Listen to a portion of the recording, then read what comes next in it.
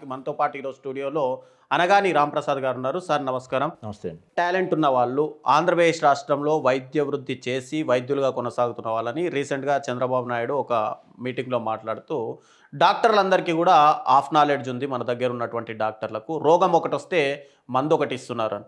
ఇలాంటి వ్యాఖ్యలు చేస్తేనే కదా మన దగ్గర చేసుకోవడానికి ఇష్టపడక విదేశాలకు వెళ్తున్న పరిస్థితి.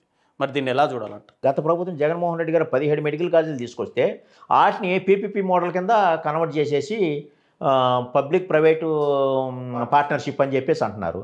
అంటే ఏంటి, డైరెక్ట్గా మేము ప్రైవేట్ కంపెనీలకు ఇచ్చేస్తామని ప్రైవేట్ వ్యక్తులకు ఇచ్చేస్తామని చెప్పుకోకుండా ప్రైవేట్ పార్ట్నర్షిప్ అని చెప్పి ఒక తెలివిగా చెప్పి తప్పుకుంటున్నారు. ఎందుకంటే డైరెక్ట్గా ప్రైవేట్ వాళ్ళకి చేస్తామంటే మళ్ళీ యాజిటేషన్ మొత్తం ప్రతిపక్షాల నుంచి జనాల నుంచి అని చెప్పేసి, ఎందుకంటే గవర్నమెంట్ సబ్సిడీ ఇస్తామంటారు, సబ్సిడీ ఎవరు ఇన్ టైంకి చెప్పడం అయితే ఇస్తామని చెబుతారు, కానీ పడకపోతే సబ్సిడీ రాలేదనుకోండి వెళ్ళి ఎవరిని అడుగుతారు. అట్లాగే రేపు కూడా ఈ ప్రైవేట్ పబ్లిక్ పార్టిసిపేషన్ తరఫున రేపు ఈ ప్రైవేట్ కాలేజీలు ఏవైతే ఉంటాయో గవర్నమెంట్ వీళ్ళకి ఎవరికైతే హ్యాండ్ ఓవర్ చేసిందో వాళ్ళు రేపు డబ్బులు వసూలు చేసినా కానీ సామాన్యులు ఎవరిని అడగాలి? నేను 2 ఎగ్జాంపుల్ చెబుతున్నా.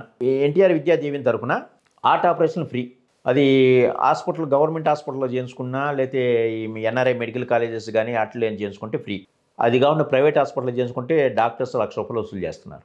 మాకు ఎనస్థిషియా బయట నుంచి రావాలండి, లేకపోతే కార్డియాలజిస్టు సర్జన్ బయట నుంచి రావాలని చెప్పి మాకు గవర్నమెంట్ ఇచ్చే మాకు సాలవు అని చెప్పి కానీ, లేదంటే మా రెంటల్గా ఈ సాలవు కానీ మీ గవర్నమెంట్ ఇచ్చే ఎన్టీఆర్ విద్యా దీవెన కింద హార్ట్ అటాక్కి ఇచ్చే సమ్ ఫండ్ ఏదైతే ఉందో మాకు మెయింటెనెన్స్ చాలదని చెప్పి రోగుల దగ్గర నుంచి ₹1,00,000 వసూలు చేస్తున్నారు ప్రతి ప్రైవేట్ హాస్పిటల్లో కూడా, తక్కువలో తక్కువ.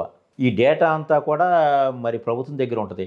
మరి ప్రభుత్వం ఈ రోగులకు ఫోన్ చేసి మీరు కట్టారా లేదని చెప్పేసి అడిగి చేయొచ్చు కదా, ఎంక్వైరీ చేయొచ్చు, ఎందుకు చేయట్లేదు?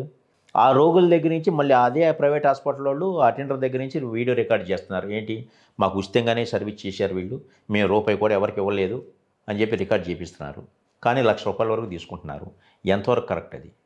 రేపు పీపీపీ మోడల్లో ఇదే రకంగా చేయిస్తారా చేయరా అనేది గ్యారంటీ అనేది ప్రభుత్వం చెప్పాల్సిన బాధ్యత ఉందా లేదా? అది ఖచ్చితంగా చేయిస్తారు. ఎందుకంటే ప్రైవేట్ పార్ట్నర్షిప్ అన్నప్పుడు ఖచ్చితంగా మరి మీరు సామాన్యుల కోసమే అని చెప్పేసి అనేది ప్రైవేట్ పరం కాదు, పబ్లిక్ కోసమే అని చెబుతున్నారు కదా. చేసేటప్పుడు ఇప్పుడు మీ ప్రభుత్వం ఇచ్చే ఎన్టీఆర్ విద్యాదీవెన తాలూకానే ₹1,00,000 వసూలు చేస్తున్నప్పుడు రేపు ప్రైవేట్ పరం చేస్తే ఎంత వసూలు చేస్తారు? మీరు ఇంకా ప్రభుత్వం ఉండి చేయాల్సింది ప్రభుత్వం అనేది ప్రైవేట్ కంపెనీ దారాగతం చేయటాక పబ్లిక్ ప్రాపర్టీస్ని. అట్లాగే బిలో 8 months లోపల డెలివరీ అయినటువంటి ప్రీ మెచ్యూర్డ్ బేబీ ఎవరైతే ఉంటారో వాళ్ళు గవర్నమెంట్ హాస్పిటల్లో ఫ్రీగా ట్రీట్మెంట్ జరుగుతుంది. బాక్సెస్లో సమ్ ఐసీయూలో ఏదో పెట్టేసేస్తారు. ఆ ట్రీట్మెంట్ ప్రైవేట్ హాస్పిటల్కి అయితే 4 నుంచి 5 లక్షలు ఖర్చు అవుతుంది. మరి రేపు పీపీపీ మోడల్లో ఇది ఫ్రీగానే చేస్తామని చెప్పే ధైర్యం ఈ ప్రభుత్వానికి ఉందా? బట్ డైరెక్ట్గా ప్రైవేట్ పరం చేస్తామని చెప్పకుండా, లేదు పబ్లిక్ ప్రాపర్టీ అని చెబుతూనే ప్రైవేట్ వాళ్ళకి జీవోలు ఇష్యూ చేస్తున్నారు. ఇప్పుడు ఈ 2 కేసుల్లో నేను ప్రత్యక్షంగా నేను చూశాను కాబట్టి నేను చెబుతున్నా. ఈ 2 కేసులు రేపు పీపీపీ మోడల్లో ఇలాంటి ఏమీ జరగదు. ప్రభుత్వం ఏదైతే చెబుతుందో రేపు ఈ పీపీపీ మోడల్లో మేము కాలేజీలు ఏదైతే అప్పచెప్పినా కానీ అదే జరుగుద్ది అని చెప్పి డైరెక్ట్గా ఓ జీవో రిలీజ్ చేసేముందో, ఒకవేళ కాదని చెప్పి మీ దగ్గర కనుక రోగి దగ్గర నుంచి డబ్బులు వసూలు చేస్తే వీళ్ళని శిక్షార్హులు అని చెప్పేసి పర్ఫెక్ట్గా నామ్స్ అండ్ కండిషన్స్తో జీవోని రిలీజ్ చేసే ధైర్యం ప్రభుత్వానికి ఉందా? మీరు ప్రైవేట్ పరం చేస్తే అక్కడ ₹1,00,000 ఖర్చు పెట్టుకున్న వాడు డాక్టర్ అవుతాడు, మీరు చెప్పినట్టే రోగం ఒకటి వైద్యం ఒకటి ట్రీట్మెంట్ ఒకటి జరుగుతుంది, మెడిసిన్ ఒకటి జరుగుతుంది. అదే కష్టపడ్డ వాడికి సీట్ వచ్చింది అనుకోండి, వాడు చదువుకుంటాడు, వాడు దాని మీద ప్యాషన్తో ఇదవుతారు.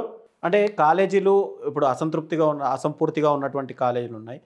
ఒక్కొక్క కాలేజీకి దాదాపుగా ఒక 500 కోట్లు, అంటే 5,000 కోట్ల రూపాయలు పెడితే కాలేజీలు కూడా పూర్తయి. అంటే రాష్ట్రం 5,000 కోట్ల రూపాయలు బడ్జెట్ పెట్టే పరిస్థితిలో లేదా ఆంధ్రప్రదేశ్? ఈ 1.5 yearలో దాదాపు 2,00,000 కోట్లు అప్పు చేసింది. మరి ఇందులో 5,000 కోట్లు ఖర్చు పెట్టలేకపోతున్నారంటే వీళ్ళకి ఇది ప్రైవేట్ పరం చేస్తే వీళ్ళకి బెనిఫిట్స్ ఎక్కువ ఉంటాయి, వీళ్ళకి పర్సంటేజ్లు వస్తాయి. ఇప్పుడు అమరావతిలో కూడా వేల కోట్లు అప్పులు తీసుకొచ్చి పెట్టేది ఎందుకు అనుకుంటున్నారు? ఒక రోడ్డు వేయాలంటే 120 కిలోమీటర్లు అంట, కిలోమీటర్కి. మరి ప్రపంచవ్యాప్తంగా ఎక్కడొక్కడ 20 కోట్లు దాటలేదని చెప్పి గణాంకాలు చెబుతున్నాయి. మరి అంటే దాదాపుగా ఎన్ని రెట్లు మీరు దోచుకు తింటున్నారు ప్రజాధనాన్ని? ఇప్పుడు ప్రైవేట్ పరం చేస్తే వాళ్ళు మీకు కమిషన్లు ఇస్తారు, మీకు మామూలు అయితే మీ జేబులు నిండుతాయి. నష్టపోతే సామాన్యుడు కదా, మీకు అనవసరం కదా అది. మేము ప్రజల కోసం ఉన్నాము, మాది పేద ప్రజలకే మా ప్రభుత్వం చెప్పేవాళ్ళు. మీరు పీపీపీ మోడల్ ఇవ్వాల్సిన అవసరం ఏంటి? ప్రభుత్వం చేయలేంది నీకు పీపీపీ వాళ్ళు చేస్తారు, ప్రైవేట్ వాళ్ళు చేస్తారా? విశాఖ ఉక్కుని మీరు కావాల్సిన మైనింగ్ ఊరు అలాట్ చేయండి, అది ఎందుకు లాభాల్లో ఉండదు?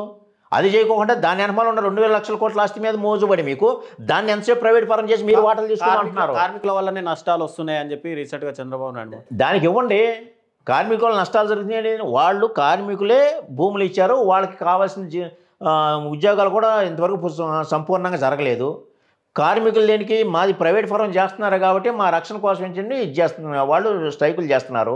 ఇదే కార్మికులుగా అవకాశం లేకుండా ఉండటం కోసం మీరు మైనింగ్ కోర్ని అలాట్ చేయండి. ఎందుకు అలాట్ చేయట్లేదు? కేంద్ర ప్రభుత్వం చెప్పి మైనింగ్ కోర్ని అలాట్ మిగిలిన ప్లాంట్స్ కన్నిటికీ మైనింగ్ కోర్లు ఉన్నాయి కదా, మన విశాఖకే లేదు కదా, దానికి అలాట్ చేయండి. ఎందుకు చేయట్లేదు మరి వీళ్ళు? ఎందుకంటే దీని వెనకమాల 2 లక్షల కోట్ల రూపాయల ఆస్తులు ఉన్నాయి, భూములు ఉన్నాయి కాబట్టి దాని మీద కేంద్ర ప్రభుత్వం కన్నుపడింది. వీళ్ళు కేంద్ర ప్రభుత్వం కూటమిలో భాగంగా వీళ్ళ మీద ఉన్న కేసుల్ని తప్పించుకునే ప్రక్రియలో భాగంగా గట్టిగా మాట్లాడితే వీళ్ళ మీద కేసులు ఎక్కడ దూరి మళ్ళీ ఇది చేస్తారని భయం చేత మామ అనుకుంటే మెలగొండి ఉండి ఆ కేంద్ర ప్రభుత్వానికి వీళ్ళు తొత్తులుగా ఉండి మైనింగ్ ఓర్ని విశాఖకి అలాట్ చేయకోకుండా ఇది ప్రైవేట్ ఫరం చేస్తున్నారు. మరి ప్రతిపక్షంలో ఉన్నప్పుడు పద్ది మాట్లాడారుగా, మరి ఇప్పుడు ఈరోజు ఎందుకు మాట్లాడతలేదు మీరు? ఎదురు చెప్తేనేమో వ్యభిచారం, మనం చేస్తే సంసారమా? ఎవరితో తింటేనేమో ఆకలితో తిన్నట్టు, మనం తింటేనే రుచి కోసం తిన్నట్ట. ఏంటిది ఇది?